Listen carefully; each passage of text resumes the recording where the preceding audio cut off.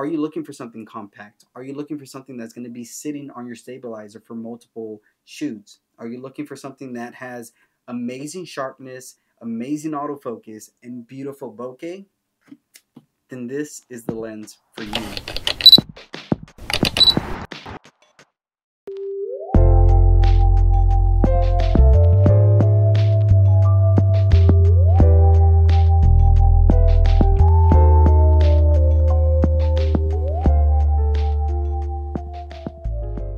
It's really beautiful right now, so all these colors are making me just feel inspired. So if you're not out right now, you need to go out, take some photos, and have some fun.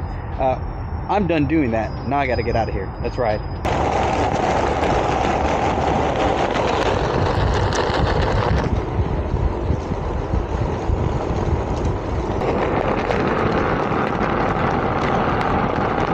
This right here is the Sony 50mm 2.5 G lens, and this has been one of my favorite lenses to use for photography and videography.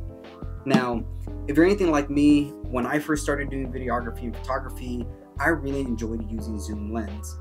Primarily because I didn't really have a style yet and I was still trying to figure it out. So I felt like zoom lenses allowed me to try different focal lengths to know what I enjoyed to shoot, but also to get a better artistic eye.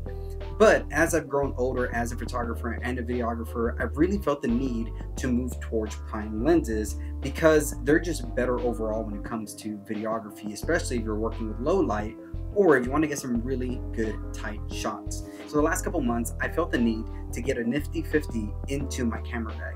I have the Sony 85mm 1.8, and that's one of my favorite lenses to use for portraits and for video. And lately I've just kind of felt the need to add a nifty 50 to my bag. And so I started doing research, looking at all the Sony lenses that were out there, and the one that I wanted to get was the Sony G Master 1.4. And while I was doing research on the Sony 50mm lenses, I actually stumbled upon this 50mm G lens. And the more research that I did, the more I realized this was the lens for me because it fits everything that I'm trying to do. Now, one of the things I enjoy doing lately has been a lot of food photography and videography, and I really wanted a lens that can get close to get that detail of the shot of the food, or even to get tighter shots for real estate and different kind of things that I do. And so one of the things that I really enjoy about this lens is its minimal focal distance, which is a 12.2 inch distance, compared to the Sony 50mm 1.4 G Master lens, which has a 15 inch distance. So for me, the closer, the better. That was one of the reasons why I went towards this lens. Another reason was its compact size. Look at how small that thing is. This is the Sony a7 IV. If I take the hood off, look at that. It's smaller than the camera body. So going in, I knew that I wanted something that would pair well with the A7C and that would be sitting on my stabilizer to where I didn't need to worry about the weight distribution. And the 50mm G Master lens actually comes in at 18 ounces when this little thing comes in at 6.2 ounces. Again, for me, the more and more research I did with this lens, the more I figured out that this was the lens that I needed for my camera bag. Now I know what you're thinking, why not go for the 50mm G Master lens 1.4 and get that creamy, buttery, smooth bokeh? You know, and if this was a couple years ago, I would agree with you. But Adobe's been coming out with a lot of good updates, and one of them on Lightroom has been being able to add bokeh to your photos. So at a 2.5, you're still going to get really good bokeh in your shots. You're going to get that separation. And so that 1.4 isn't something that I really needed in my photography. Now, when it comes to videography, a 2.5 is still going to do really good, not just on the bokeh, but it's going to perform well in low light. So again, it checked off a couple more boxes for me. Now, one of the other reasons why I decided to go for this lens was because of its autofocus. It does such a great job at focusing on so many different levels.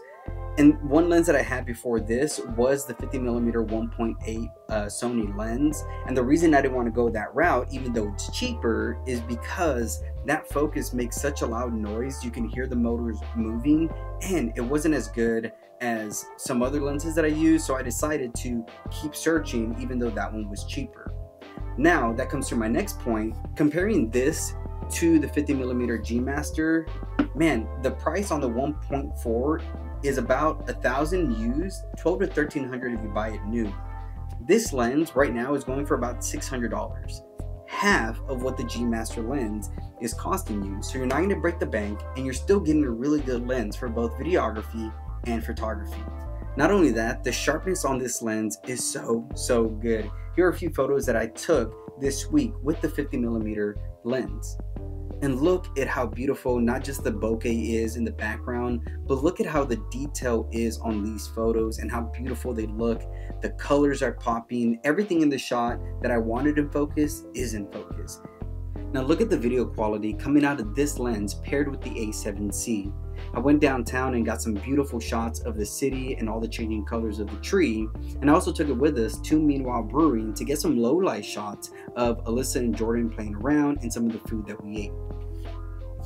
Now, one of the reasons I keep saying that I got this lens for the work that I'm doing is because this lens fits my style of videography and photography.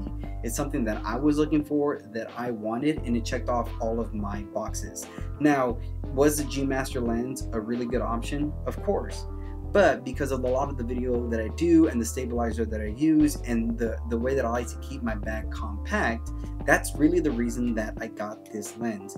There's nothing wrong with the 50mm G Master lens. I know there's another one out, the 1.2, that's way more expensive. And in doing my research, a lot of people online and in camera stores were telling me that the Zeiss 55mm lens is a really good lens. But again, I wanted something small, compact, that I can put in my bag and not even think about, and this checked off all the boxes that I needed to check off. Now, is this something that you need? I would say you gotta ask yourself these questions that I did. Are you looking for something compact? Are you looking for something that's gonna be sitting on your stabilizer for multiple shoots? Are you looking for something that has amazing sharpness, amazing autofocus, and beautiful bokeh? Then this is the lens for you. And like I said, if you're somebody who's new to photography and you're looking for something that isn't too expensive but is going to give you amazing quality, then this is a really good lens. You're not going to break the bank. It's under $1,000. It's still a small compact lens, fairly new, so it has a lot of the newer features that these other lenses have. It does really well with the A7C, the A7 IV. And one of the last reasons why I recommend this lens is because it's a G lens. G within the Sony line means gold. I love gold!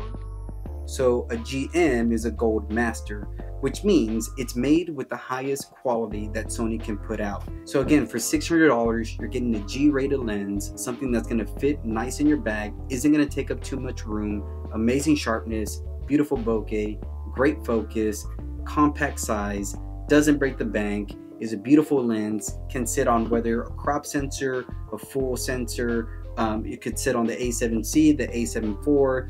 This lens, to me, continues to impress me every time I use it. So if you're in the market for a new lens, whether for yourself or for someone this Christmas, and you don't want to break the bank and you want to give this person or yourself a really good quality lens, and you do not have a nifty 50, I highly suggest the 2.5 G lens.